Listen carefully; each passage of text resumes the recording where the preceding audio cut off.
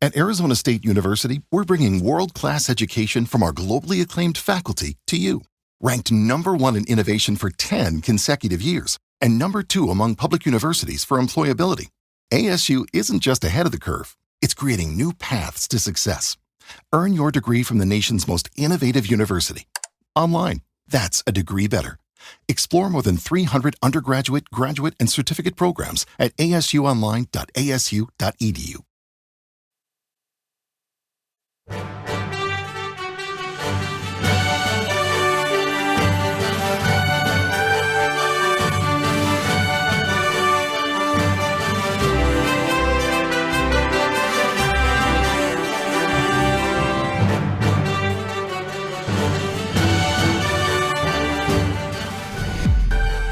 And welcome to the broadcast on this Monday evening, June 16th, 2025. President Donald Trump has put this out.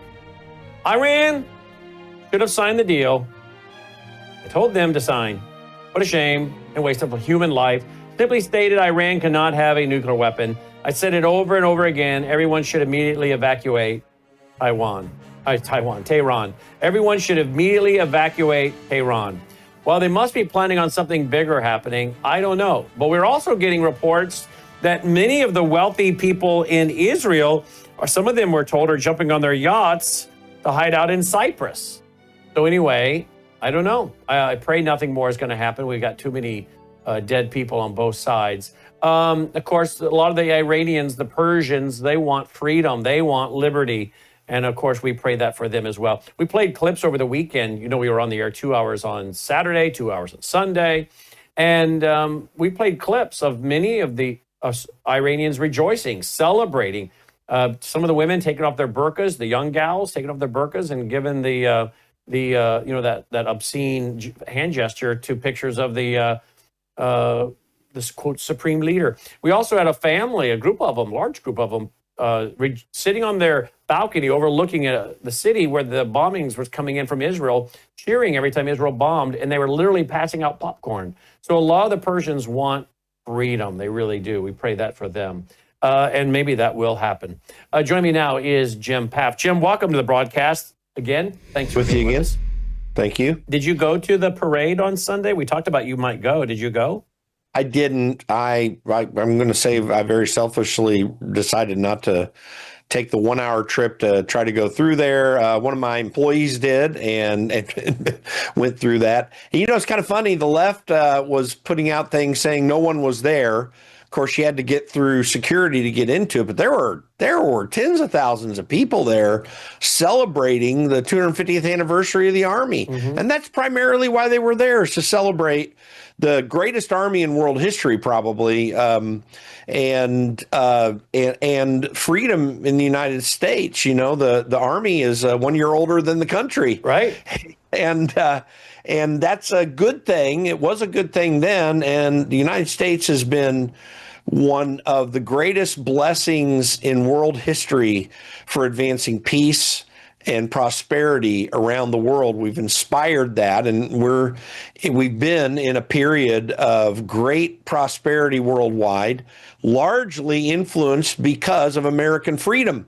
And the U.S. Army represents the bastion of that. That is the foundation. And certainly, I don't want to take away from the other armed services because they do a great job too. But without the U.S. Army, we don't have this country, and by God's grace and favor as well too. So it's been a blessing to the world. I hope we can continue to do it for generations to come. Indeed. All right. So I'm sure you are like us, following the proceedings that were unfolding in real time in Iran and in Israel. We're on the air 2 hours Saturday, 2 hours Sunday. It's heating up. And now we're hearing tonight that according to a report by I-24 News, U.S. Secretary of Defense Pete Hegseth has ordered that preparations be made for the United States to potentially join the ongoing operations by Israel against Iran in case the green light's given by President Trump. The report further states that officials within the U.S. Central Command, or CENTCOM, likely including CENTCOM Commander General Michael E. Kurla, support U.S. involvement in Iran, but there is opposition by other senior officials in the Trump administration, end quote. President Trump has been making some comments that have a lot of us confused. We can't really sometimes tell where he's coming from on this one. I don't know what he's ultimately going to say. I do know he has said, look, if Iran touches us, he said over the weekend, you're going to regret it. Well, apparently they did do some damage to one of our embassies over in Iraq. So whether that is being factored in to all of this or not, I don't know. But there is clearly, as I stated on the radio and TV show today at 1 o'clock Central, going to be a massive split in the MAGA movement if we go to war, because he's promised he was not going to do that. Of course, times change. Things are fluid. I get it. But you and I think are pretty much on the same side on this one. We don't want boots on the ground. We don't want Americans involved in this. It's something where we're happy to provide intelligence, satellite, sell them armaments, sell them what they need to knock down the incoming ballistic missiles, to support the Iron Dome. Maybe even knock some of them down coming in if they have one of our ships off the coast to help do that if necessary, but only involved in defensive, nothing offensive that gets us dragged into World War III. I think you and I agree on that one. Correct me if I'm wrong, but no, absolutely. I don't want to see Donald Trump's administration damaged in the ability to go get all these things done domestically that we need done. You know, it seems like regardless, whether it was COVID, and they interrupted his administration with COVID. It seems like whenever a president tries to start making changes domestically, particularly you're talking about getting rid of the Federal Reserve or putting in a system that would override the Federal Reserve. Whenever a president tries to make these bold moves, the neocons and the uniparty and the globalists find a way to drag him into something where all his attention is taken away from domestic problems and put onto international problems. Comments? Yeah, listen, the reason we have anything like a neocon that exists in our country's political makeup is because of the existence of the Federal Reserve and the change in attitude that began in the very early 20th century, late 19th century, of intervention around the world. And that was never our policy prior to the Spanish-American War. I mean, there certainly were some people that thought along those lines, and we had little things pop up here and there. But we were a country that didn't engage worldwide. Of course, in the late 19th and early 20th century, we didn't necessarily have that capacity. But interestingly, when we went to the income tax and we went to the creation of the Federal Reserve, which allows us to print money and it's not backed fully by gold. We still had exchanges in gold internationally, but for our own currency, we propped it up just based on whatever the Federal Reserve said. It also happened in Great Britain at the time. The British pound sterling went away for World War I so that they could finance that war. I mean, that's the biggest problem. When you don't have the money to do it, it brings a self-imposition away from war. And I'm not saying the Federal Reserve was designed only for war. It just facilitates it so well so that this desire to go in and be expeditionary and use kinetic energy to change something you don't like politically around the world becomes much easier. This is why we want restraints on government, which includes a gold standard, in my opinion, and I think it's the best way to restrain that, so that therefore all you're doing is defending yourself if you have a major problem. And that worked for a long time in Western culture after the emergence of the pound sterling some 2 or 3 centuries prior to that. That sort of thing is what we want back on the international stage. But there are always, see, what you talked about, Donald Trump's presidency, getting these bypasses, that's the way a presidency works. That's why you want someone like Donald Trump who's able to see through that and get back to the basic principles that we need to be concerned about. I don't think he's going to take us into war with Iran. I really think he's going to resist that. The only thing that would cause him to take any kinetic action is going to be related to if Iran is stupid enough to try to attack our soldiers. And I still think he'll do it in a limited fashion. The killing of Qasem Soleimani back in his first administration is an example of that. He did that. Because we had our troops attacked, it was a limited thing, and he backed off because he knows that it's not necessary to get into these major conflicts. Indeed. So we don't know what awaits tonight, but we are hearing that, Iran is threatening something big tonight. Now, whether that comes to pass, I don't know. We'll find out. We'll be here to cover it live this evening on the air with all of our normal experts you expect.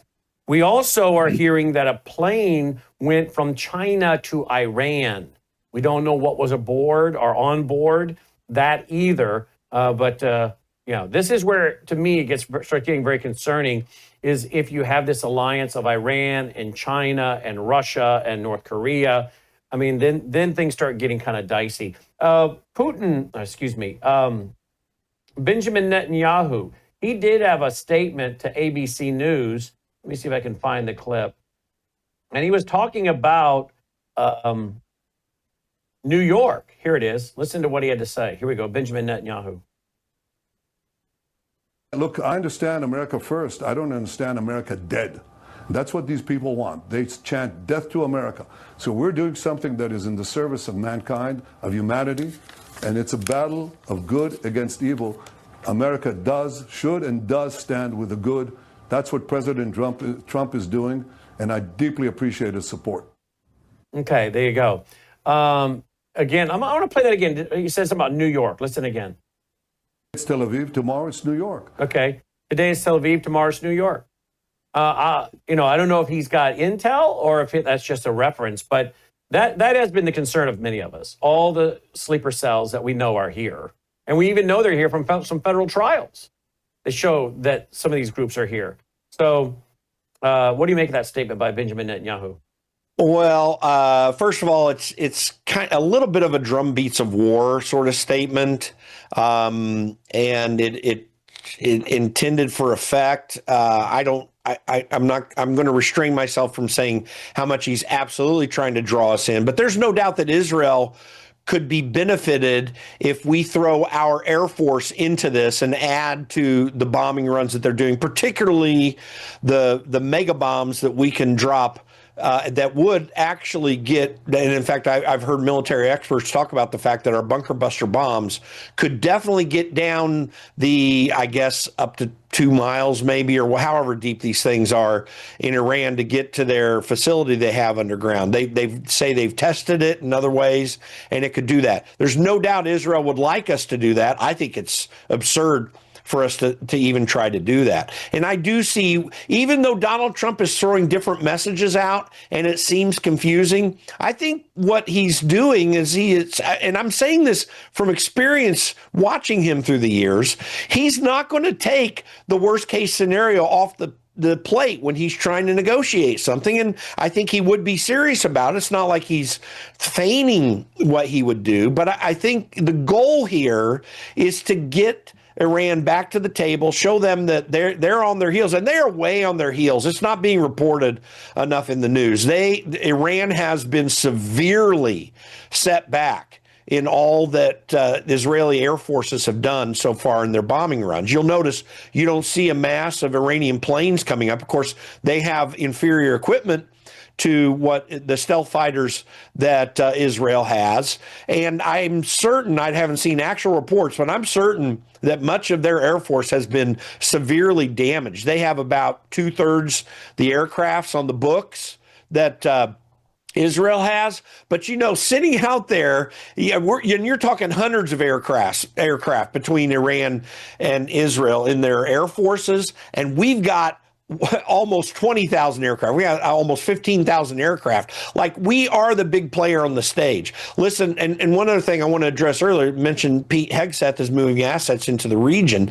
I don't think that means that Pete Hegseth is some sort of neocon. I think it's appropriate for the Department of Defense to react and give the president the options that he wants. That does not mean he's going to pull those triggers. It just means you have to be prepared as a military. And I'd like to see us be less of an expeditionary military with bases all over the world, constantly under threat. But we are under threat right now. We do have soldiers in the region. You need to protect those assets. You need to protect those men and women who are fighting for us or available to fight for us. So that's rational and reasonable. But I think Netanyahu would like us to get involved. There's no doubt about that. And I think the president needs to resist that. I think he's on the right course right now. Hold your hand, hold your fire, and let Iran get to the place where they've got to come back to the table. They're already in that place. They're just trying to find help and support wherever they can. I don't think they're going to find it.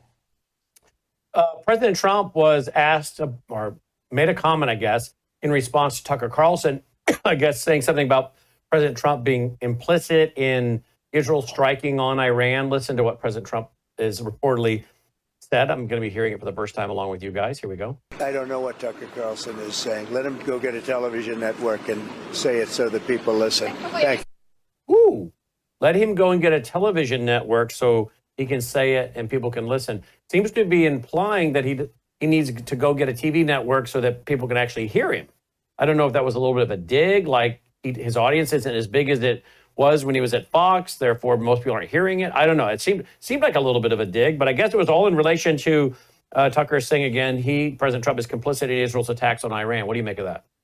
Well, listen, there are a lot of things I do like about Tucker Carlson, but he has so run away from his neocon past that I think he makes these excessive statements. I'm with Donald Trump on this one. I don't dislike Tucker. I mean, I'll have a criticism here and there, and some of them serious, but I think Tucker's wrong on this. Tucker still does have a big audience because, one, we're talking about him.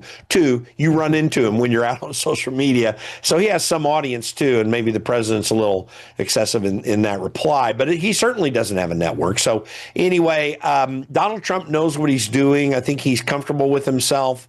I think he knows that he's trying to work towards peace. I have confidence in that with him. I haven't seen anything in his entire political career since he went down the escalator in 2015 that tells me that he's out trying to figure out how to make war. He doesn't have that instinct. His instinct is toward peace. He's not a pacifist, but he certainly is for peace, and I'm pleased with that because I am very glad that we have tended away from this neocon push to constantly get into wars. And I'm just looking next door to Iran, or next door on both sides of Iran, and I'm looking at Afghanistan and Iraq, and George Bush took us in there on a policy of preemption, which it totally broke down the international system. By the way, don't tell me these other people are the ones who are holding, the standards that have really made the world safe. No, that they're the ones that are weird, and we're breaking it all apart. The Bush administration did that with this policy of preemption. We're going to go kill you before you kill us. It's Minority Report. Donald Trump's taking us away from that. I think that's a very healthy and positive thing. And Tucker's, I think, he didn't quite jump the shark, but he did get out ahead of his skis there. And I'm with the president on this one. And of course, it was 10 years ago today. The president went down the golden escalator. I remember that morning. I remember it well. I propped up in bed with some pillows. My wife woke me up. I was sitting there working on my computer. I got all propped up in bed to load up all kinds of articles on the website for the morning, drink my morning coffee, had my dog at my feet, beloved dog Delta, who's since passed away. And my wife said, "What do you make of this?" And I said, "I love it. It's time for someone to shake up the establishment. And I think Donald Trump is going to give the Republican Party a run for their money. I'm tired of both parties, and I think it's great. We know it's going to be entertaining at the very least." So that was my response. And boy, 10 years later, has it indeed shaken up the Republican Party, and it has been entertaining. But he went on to win the first time. I think it shocked himself. And I didn't think he'd win the second time. I thought the system was so rigged, but apparently it was too big to rig, and he won, and here he is. But What's got me concerned is he might get bogged down in a war and we won't see the domestic problems fixed that we have to have fixed. But 10 years ago today. I don't think we're going to get bogged down in a war. I mean, I could be very wrong. I'm just, I know that it's a risk. I grant that. But let me give you my perspective on when he went down the escalator, since you're talking about it. Mm-hmm. My wife she likes to say how she was on board from the very beginning. In 2015, when he did this, I was less than a year removed from working on Capitol Hill at the time. This is before I went to work for Thomas Massie later. And, I had worked closely with Ted Cruz's team. I was Tim Huelscamp's chief of staff at the time. I was on board with Ted Cruz, and I knew a lot of Ted Cruz supporters who were just so ticked off at Donald Trump and they hated him. I never had this radically negative opinion of Donald Trump. I at the time didn't see how he was going to be able to put it all together. But the one thing I would always tell these Ted Cruz people who wanted me to complain about Donald Trump with them, I did say this one thing consistently. I said, if this guy is capable of becoming president, he is going to turn over all the trash cans in Washington, D.C. and expose exactly what the problems are. I had seen it firsthand, and everyone knew even then that Washington, D.C. was bad, but they didn't understand quite how bad.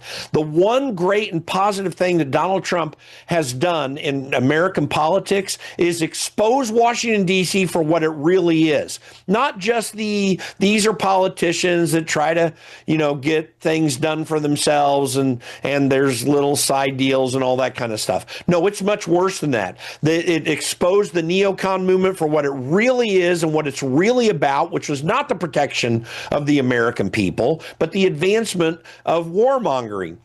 And it exposed the kind of corruption that was really taking place. The immoral behavior when it came to the fact that we found out very clearly what we already knew, that there were millions of dollars paid out to protect congressmen from ever having exposed the sexual affairs and the sexual abuse that would take place from time to time on Capitol Hill. That in 2017, there was a report that showed $17 million had been paid out in sexual abuse cases, all the way to the corruption that came about related to stock trades that were happening on Capitol Hill on both sides of the aisle, that they were taking advantage of what in effect was insider information. They were advancing legislation or making moves that would allow them to enrich themselves because they came in on the stock deals first and took advantage of it, sold or bought.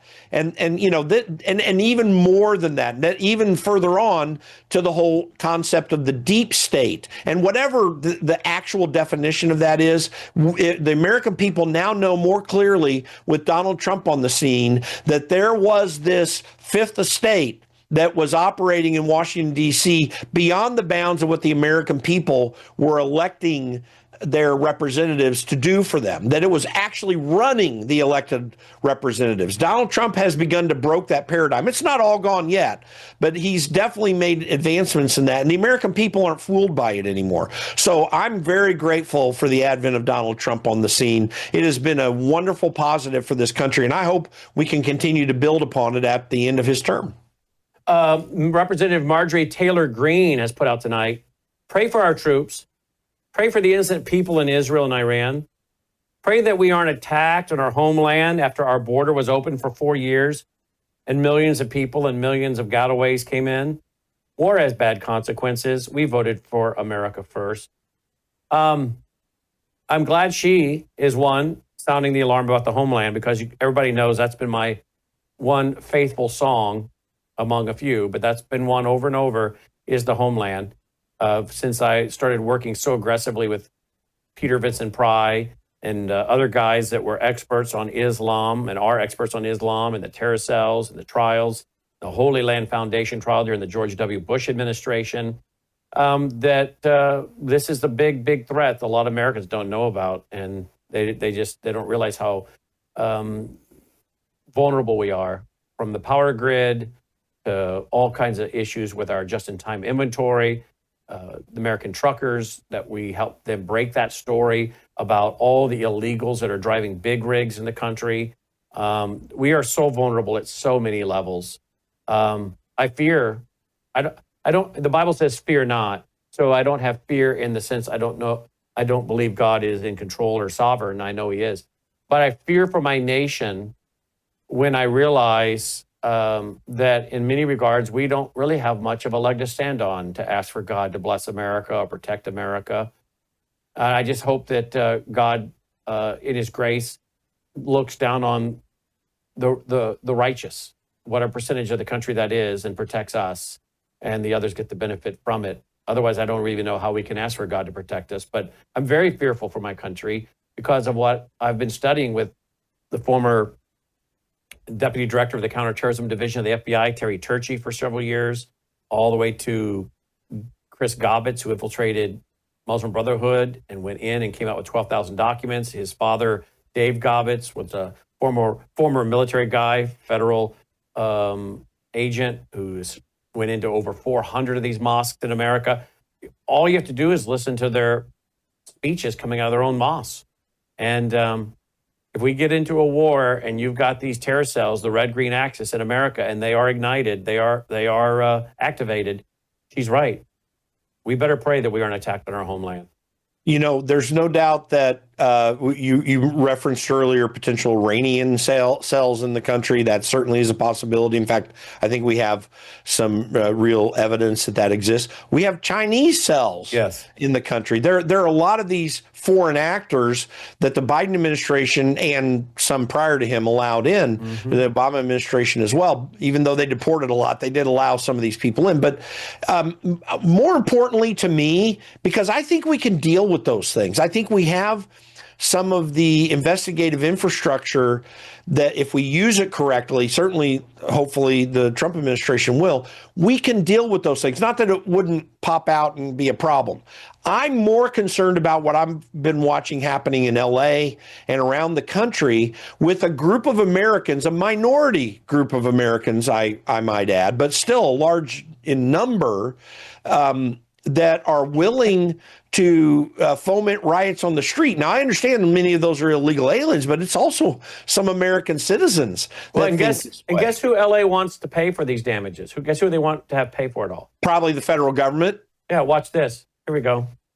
I am demanding full accountability and reimbursement for the local costs incurred, including injuries to local officers and damages caused by the chaos unleashed when the Trump administration recklessly deployed the military and ICE agents into our communities.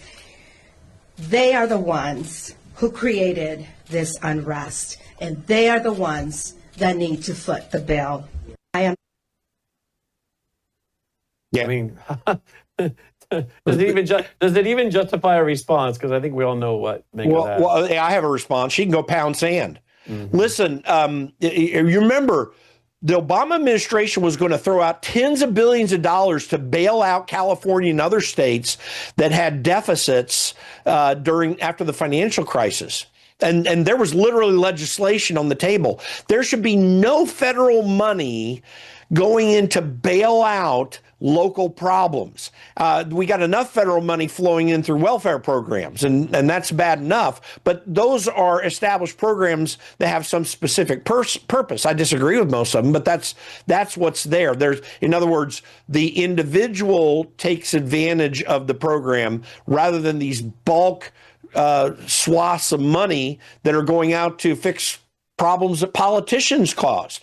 Every one of these states and local municipalities should just pound sand. They owe us, frankly, for making sanctuary cities. If we're going to talk about that, then they ought to pay the American people back through their funds because they've decided to allow the instigation of regular crime through these illegal criminal aliens that they allow to stay in their cities, and also for the harm they've done to the American people by messing up our election system, by working hard for these aliens to be counted in the census, to upset the true balance of our political system that reflects the American people. It doesn't in many ways, certainly not in these states.